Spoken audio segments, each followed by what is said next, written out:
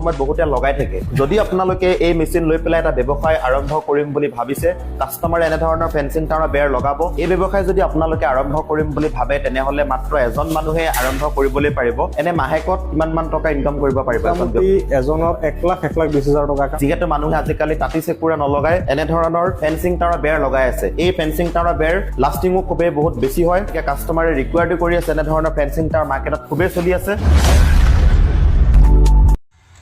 চাওক ফেন্সিং লগাই আছে ফেন্সিং বুলি কয়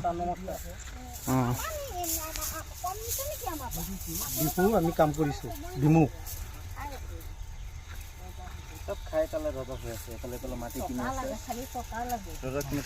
বাইদেউ অলপ উত্তৰ দিয়কচোন টকা লাগে তাক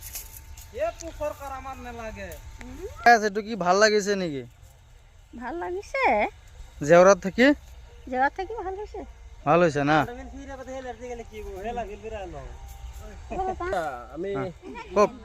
এই বস্তুটো মই যোৱা 13 তাৰিখে মই ফেচবুক চাওঁতে আমাৰ কি নাম আছিলে জেগাটোৰ নাম এজনে এইটো ব্যৱসায় এটা কৰিছে আটাইতকৈ ভাল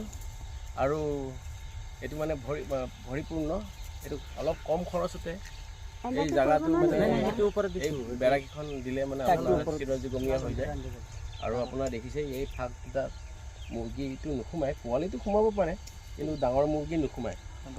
ডাঙৰ মুৰ্গী নোখোৱাৰ ফলত চব্জি খেতি কৰা আৰু বাউণ্ডেৰীৰ কাৰণে তেওঁলোকে মানে এই পোষ্টটো ঘৰতে বনাই আনিছে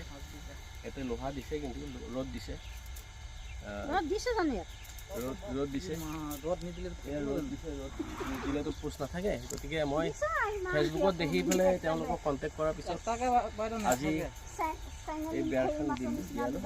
গতিকে ইমান এটা বেয়া নহয় অহা প্ৰজন্মবিলাকে এই কৰ্ম কৰিয়ে খাব গতিকে নমস্কাৰ ঠিক আছে এনেকৈ আমি ফেন্সিং লগাই থাকোঁ